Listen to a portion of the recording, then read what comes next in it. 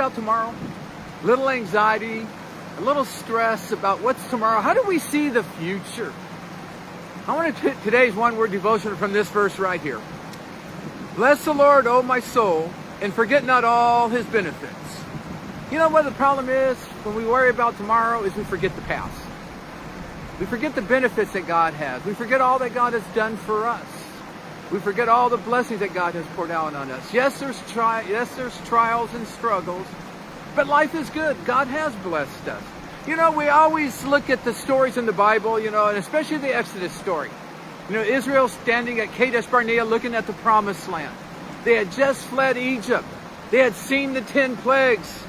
They had seen God divide the Sea of Galilee, the Red Sea. They seen God drown the Egyptian army. They seen all of that, and yet they come to Kadesh Barnea, and here's the promised land flowing with milk and honey.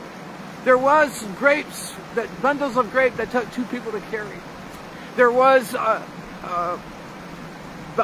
melons that weighed 100 pounds, 40, 50, 60 pounds. God had showed them this promise, and the spies went in, but they came back. The walls were high, the gates were locked. The armies were giants. We're just grasshoppers. How did they forget the past?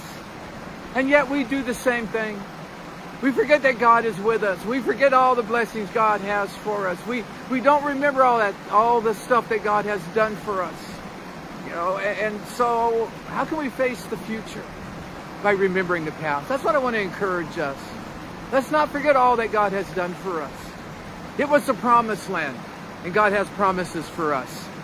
You know, I think about the promise that God will supply all your needs according to his riches in heaven. You know what? I have never gone hungry. 67 years old, there's never been a day that I needed to eat that I couldn't find something to eat. A roof over my head, a car to drive. Yeah, I rode buses sometimes, but there was always something there. God does take care of us.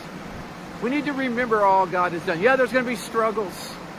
You know, when they left Egypt, the army followed them. They're sitting there at the Red Sea. There's a wall before them and an army behind them. But God split the sea. You know, they took 10 plagues, one plague after another.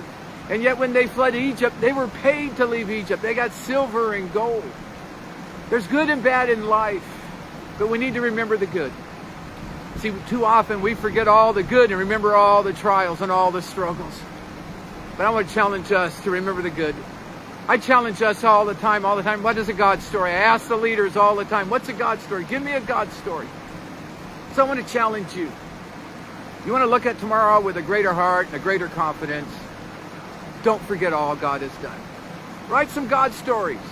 You know, I'm going to remember that. And then I ask what it is, and you know what? It slipped from my mind. So I want to encourage you, what's your God story? As you look at tomorrow, the stress, the anxiety, the anger can go when you remember and you never forget. God is a God who keeps his promises. A God with over 7,000 promises is faithful. We have the confidence in God. So let's remember. Let's not forget all that God has done for us and enjoy the blessings of God. One of my professors would walk into class each day when I was in college, and he would say this, bless the Lord, O my soul, and forget not all his ways. Bless the Lord, O my soul. I want to encourage us to bless the Lord because he is good. God bless you. Have a great weekend. I'll see you Sunday.